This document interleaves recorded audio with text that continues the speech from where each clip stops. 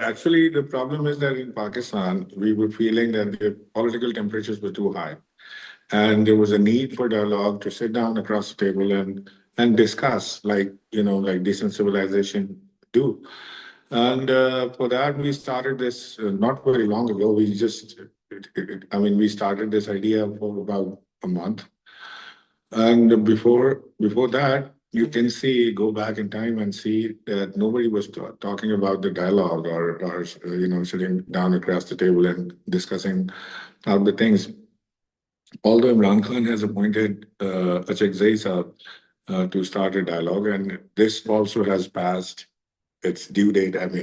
Like he appointed him a couple of months ago, and no dialogue was initiated by them also. So we went to the PMLN people. We met them. We met Ayaz Sadiq. We met Rana Sanaullah. We met the law minister, and then Nazir Tarasab. And all those guys, they agreed to us and with us, and they said that they will talk to the prime minister. This is a very good initiative, and they would like to be a part of this dialogue. And since then, it got momentum, and you saw yesterday a seminar that we did on dialogue. Where everybody attended it. Well, it's very unfortunate. Actually, we invited TTAP and PTI both in this dialogue, and we requested him. I called Achakzai Saab. I called him, and he's a very well-respected man in political circle. I have all my respects for him, but he politely refused to be part of it, the part of this dialogue, and he has his own logic, which is beyond me. He said that we are doing the same from our own platform, so there's no need to do it from another platform. And plus, he was not very happy with a few people in this dialogue committee. So I said, okay, if that's how you want it, so let it be, but we will keep trying. The goal is the same, to get the political prisoners released. The goal is the same, to get the temperatures low. If the goal is the same, to put Pakistan on the right path to, for a better economy and development, then why not work together? But for some reason, they chose to stay away from it. See, this is the allegation that they level on us all the time. The problem is that we never left the party on our own sweet will. We went through a very difficult time, and if I can talk about myself, my threshold was lower than the other people who still are in jail. So I chose to stay away, but there are people who were given a choice to stay in PTI and do work for someone else. So there are people in PTI leadership today who are,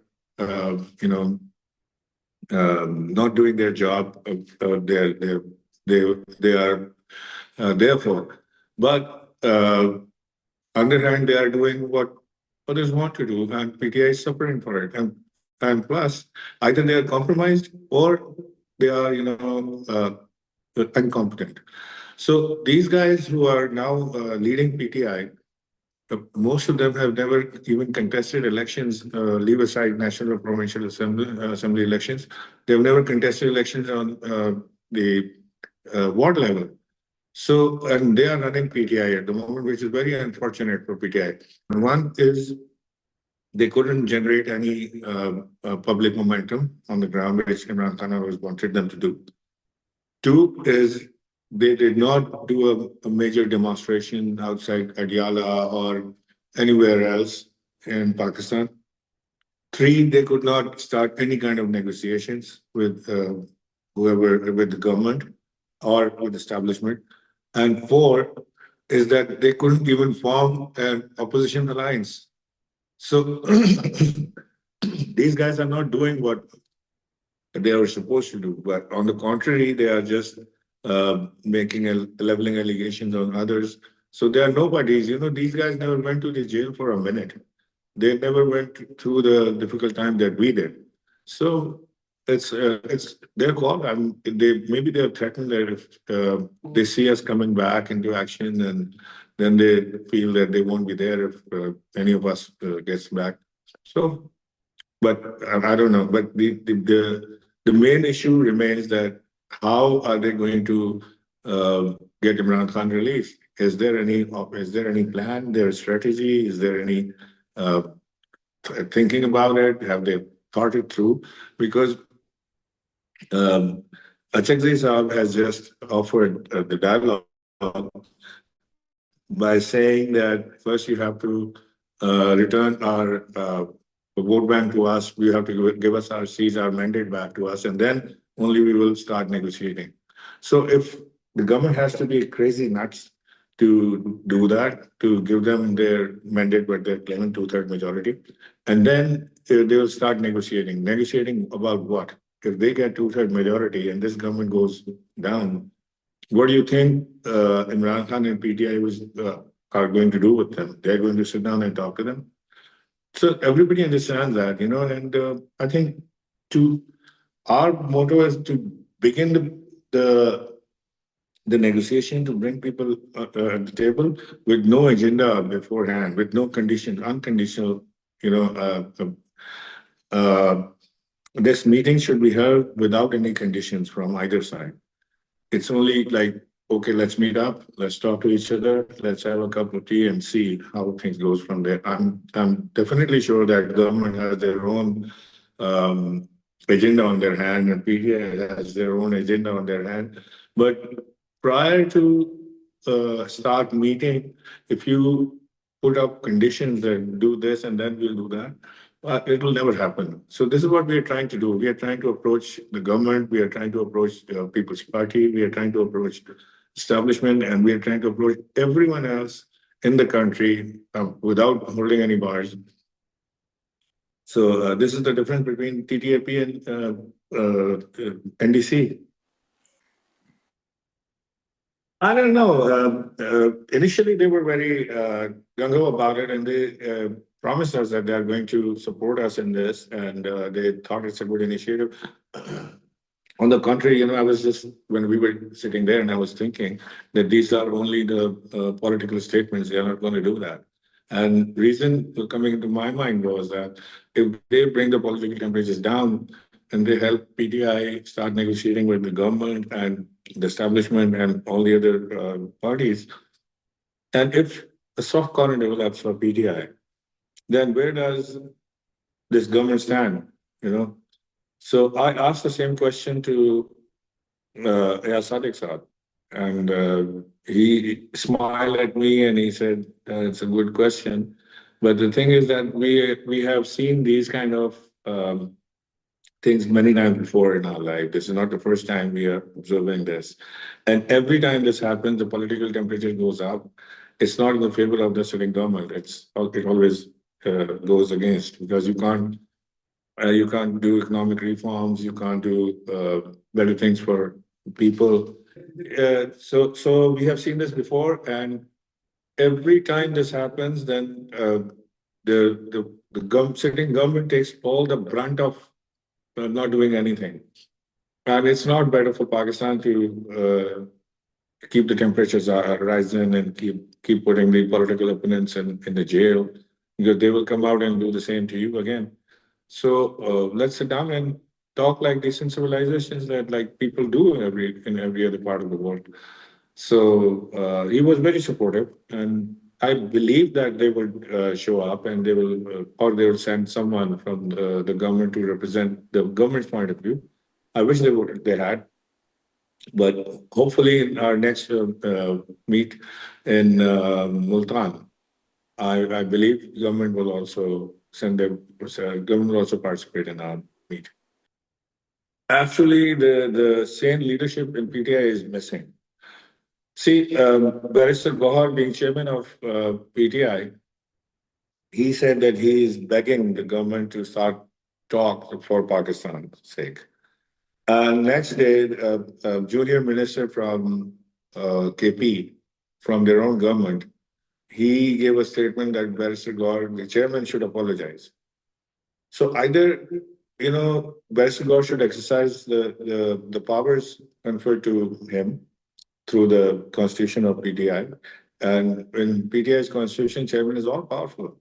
He's all powerful. You can't, do this to him.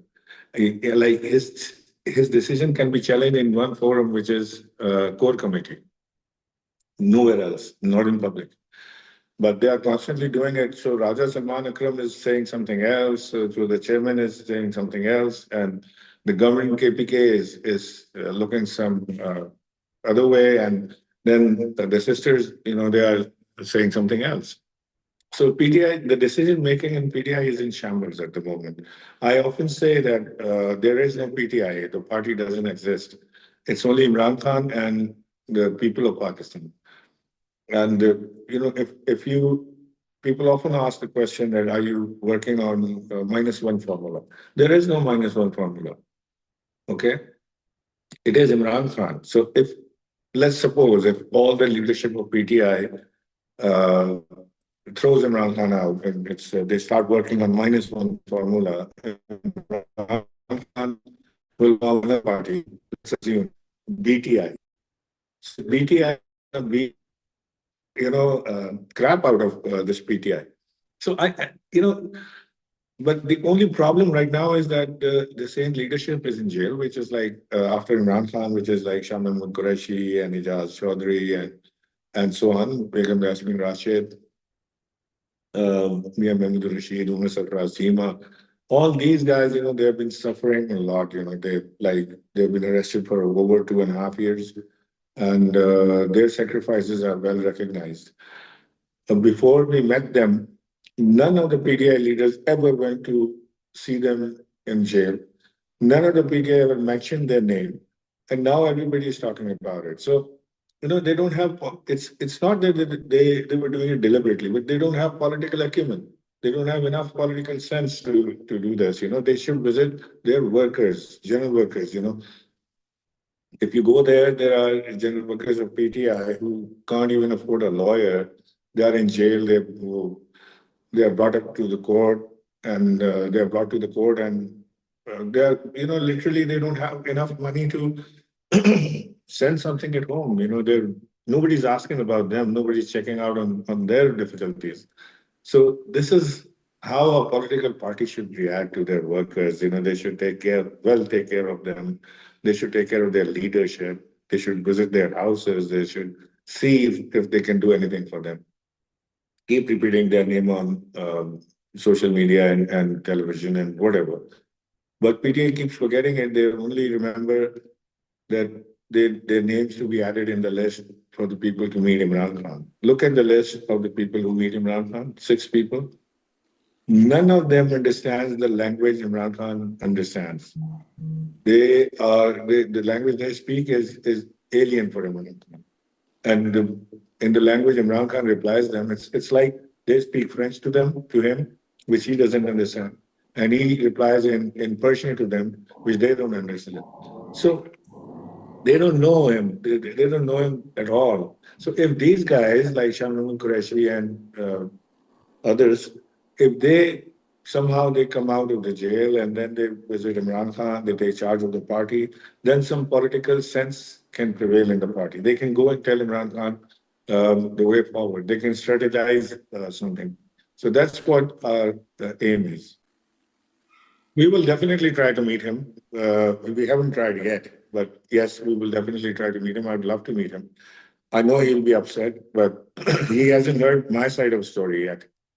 He has heard the story that people tell him. So I think he'll be upset. He'll be upset for the next 10 minutes, but then we'll start talking. So he knows me very well. I know him very well. Like from 1993, we are friends. So it's been like 32, 33 years almost. So I don't know, but yes, I would love to meet him. I'll seek an appointment, and if I get it from the court, I'll definitely go meet him. No, you're right. See, up till now, establishment has not given us any kind of go ahead or any sign of reconciliation. They have categorically, in the DGISPR's press conference, they have categorically said they're not going to sit in with any political party for dialogue. So I know it's a very, very difficult phase. It's a very difficult nut to crack. And with PTI, I don't know on which tangent PTI is at the moment. I fail to understand. I keep thinking about it, that what's the strategy behind this, behind saying no to the dialogue. And the only thing comes into my mind is that they don't want Imran Khan out. Maybe they are enjoying their life like that. As he's behind bars, they are just getting all the mileage. They are happy in their position, respective position, whatever they are, senators or National Assembly members or KP government. But I haven't seen a serious effort to bring him out. Him or his wife, both are in jail. I haven't seen any effort, serious effort to bring him out. All was dramatized. I was recalling Umar Ayub when he was active and he was Secretary General. He gave a hunger strike call for 3 hours outside the press club, for 3 hours from 5 to 8. So he was skipping what, his tea, evening tea or something? Was that good enough sacrifice? It's all gimmicks. I mean, people want to see a serious effort. Come on, man, you're the largest party of Pakistan. You claim that you have millions of people as supporters. So where is the leadership to bring them out? I don't see them that they have any strategy to bring him out, or they are even thinking about it. Otherwise, they have missed so many chances to sit across the table, to start negotiations, to do something about it. And from free Imran Khan, now they have come down to meet Imran Khan. Okay. I don't know what is the next level. No, no, no. The thing is that these people, actually, when I stammer, I try to control my language for them when I think about them. You know what they are doing?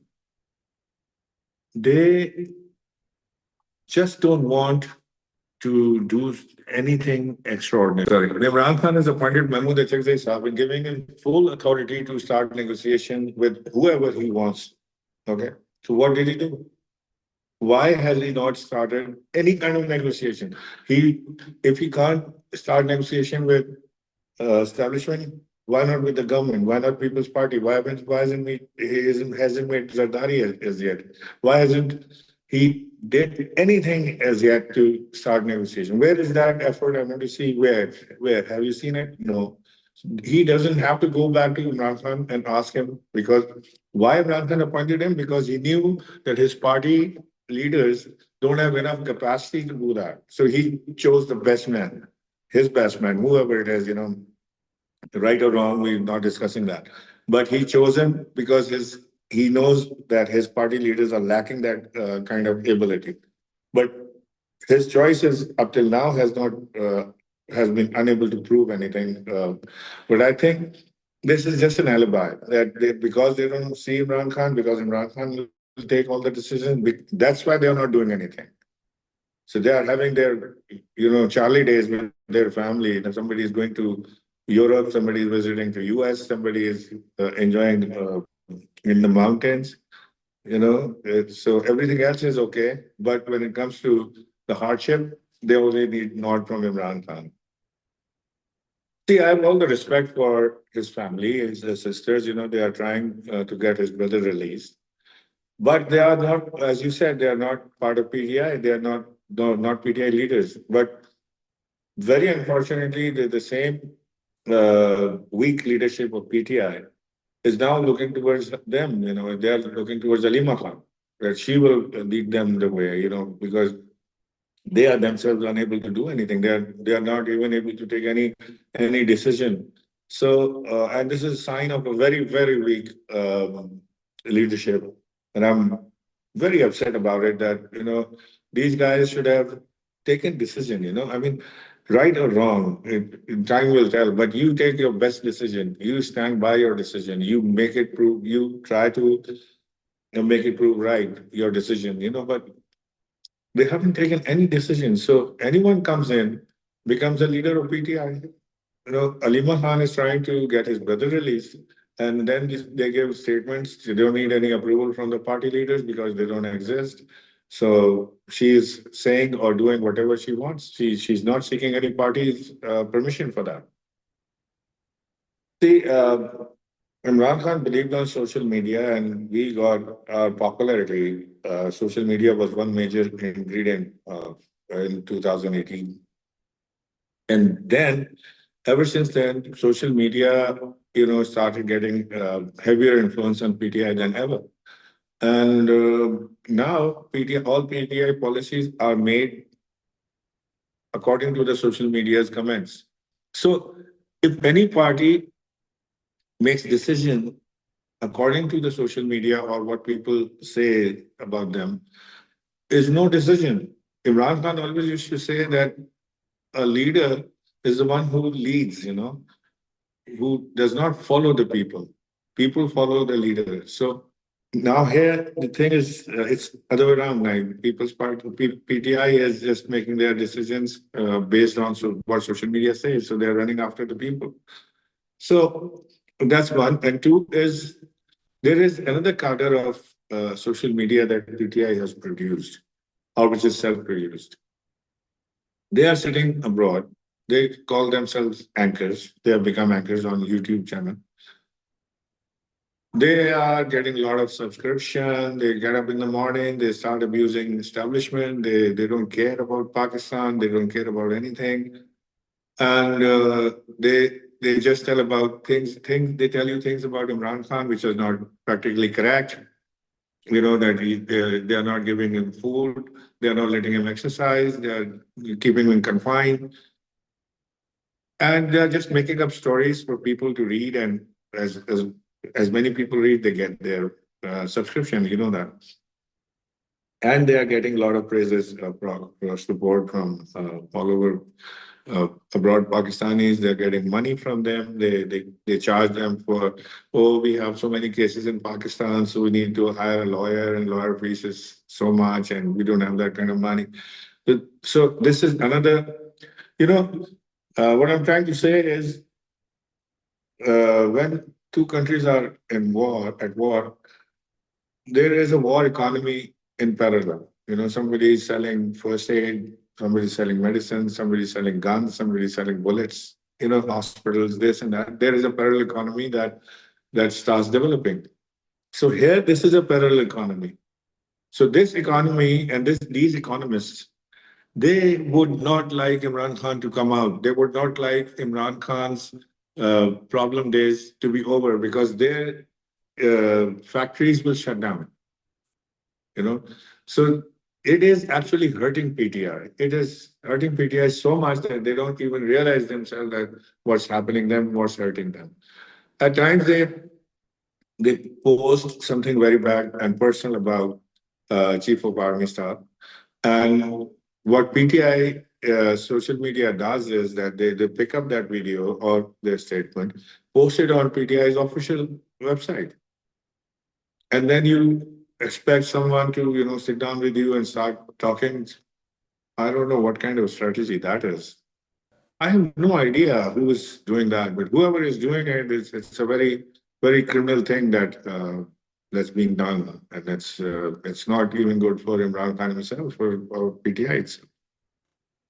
Uh, I don't know instructed by who, but they are very confused themselves. When I talk to them, to the PTI leadership, senior PTI leadership, the old guard of PTI, they all say that it is very good initiative. I wish we could be part of it, and please keep it up because this is the only way out. Otherwise, we are stuck.